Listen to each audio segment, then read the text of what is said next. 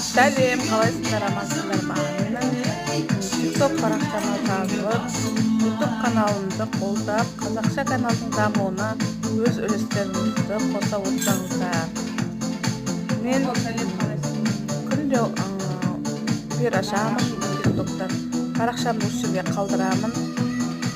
Сол парақшамда гипстен өзімнің қолыммен жасап жүрген асығың алшысынан түсін, келдім сөртілу, шкатулка, түрлі гипстен жасалатын барлық бұйымдарды жасап көрсететін боламын. Оны краскілер сырлап,